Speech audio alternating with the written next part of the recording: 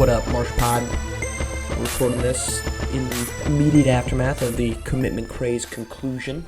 A lot of moves, obviously, a lot of league shakeups. I think it's a great thing to see right now. All these players returning generally or remaining in their hometown regions. Obviously we talked about visa issues last week. You don't love to see that politics gets in the way of anything, but it's kind of the world that we live in. It'll always play some type of a role, but it's good to see guys like Arthur Lattimore, Corey Yams, Royce Anderson returning to general geographic regions that they reside in. So you like to see that just from I don't know. There's just something off about seeing somebody from, Texas playing in Seattle. And I say that with full realization that Cole Webb's from Australia and he'll be playing for a team based in Los Angeles. I'm not saying this is a bad thing. It just seems like last season there was a lot more professional basketball movement that permeated through to SimWorld Prep.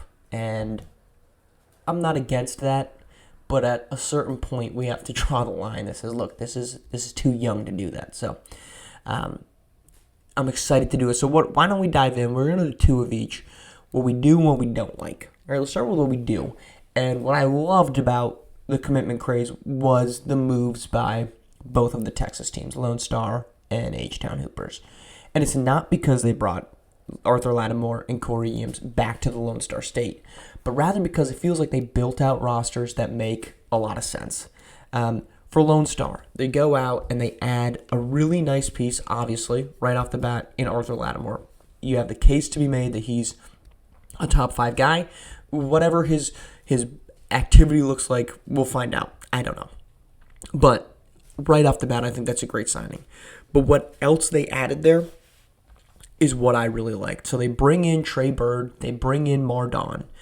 Bird is a great shooter. And now look, the addition of Trey Bird obviously flies a little in the face of those outer region. He's from Illinois, but it's not quite cross-continental trips here, just a little bit down the center of our great country. But Trey Bird is a phenomenal shooter. And that's something that outside of Ninny Gibson, they and Jason Miguez last season, they didn't have a ton of shooting that they could turn to, and now they've got a handful of them. Trey Bird, obviously the return of Ninny Gibson and Aiden Weaver, which I also really like as well.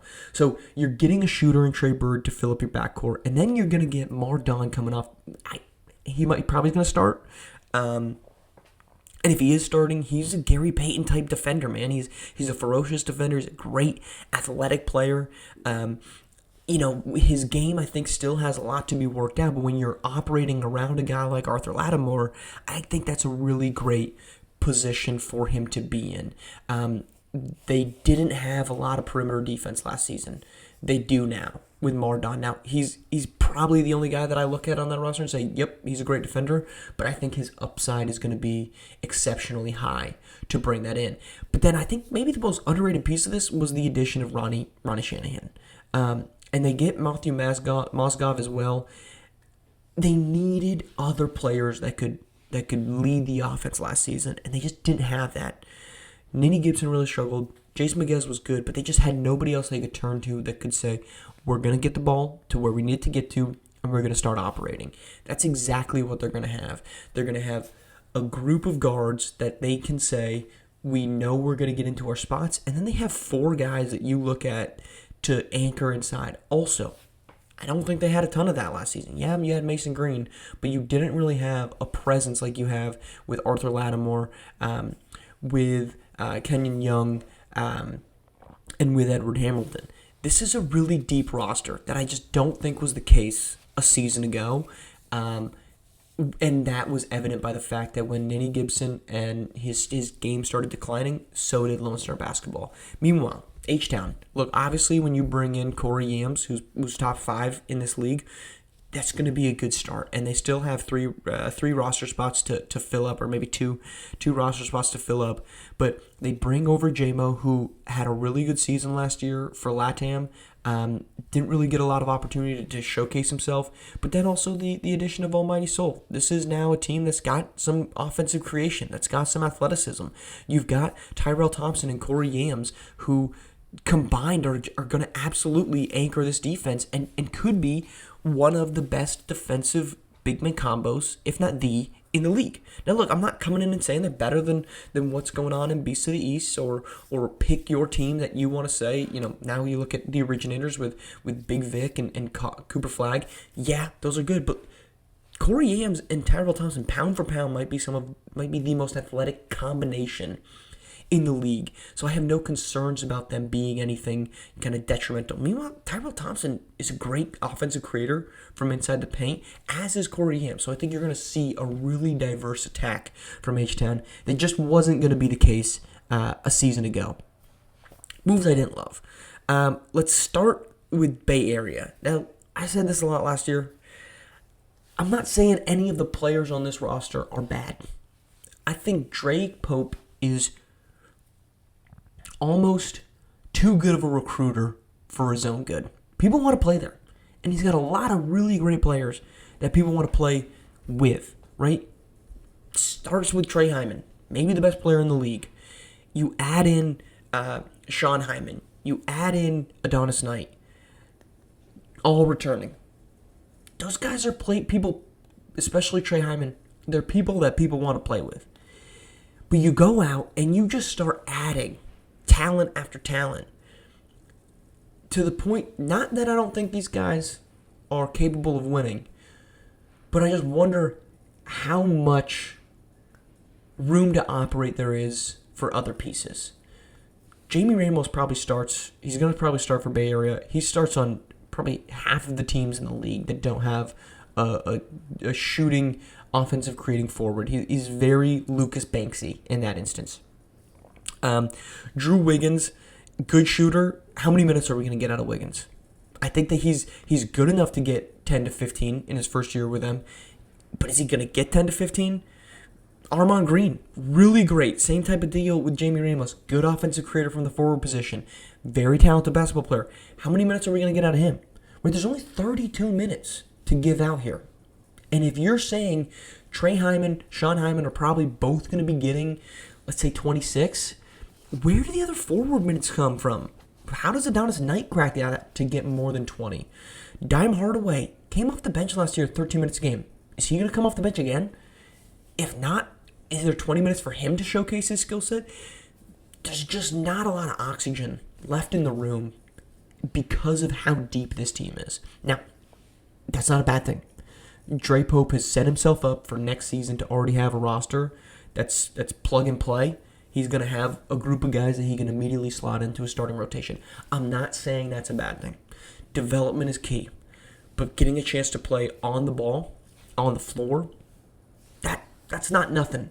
And the big detractor from a winning standpoint, all these coaches can say, we don't care about winning, it's about development. I get it. I understand that. That's the right mentality to have. But we don't watch basketball and say, well, that was a great developmental game now, wasn't it? You lost by 8, but golly, I just saw some. We don't do that, okay? So let's not pretend that winning isn't some part of this, okay? Guys don't leave the locker or leave the floor at 17 years old and say, you know what? We didn't win, but I made a shot that I didn't make 2 nights ago, and that's good enough for me. So let's go out to Chuck E. Cheese, get a couple pizzas, win some. That doesn't happen, man. People care about winning.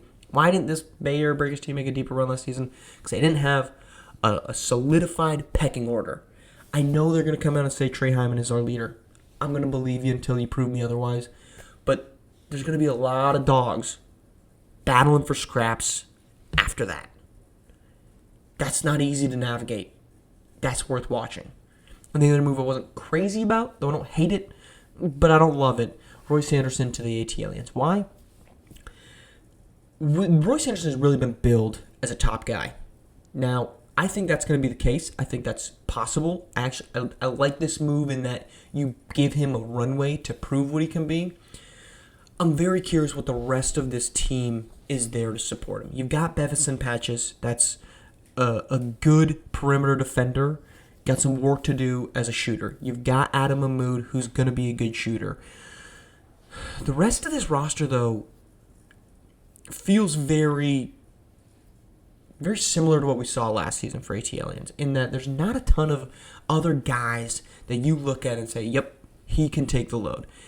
We've seen this. When you have one guy that operates, your ceiling is very specific. And when you have one guy that over-operates, your ceiling is a little bit lower. You look at Best Coast Ballers.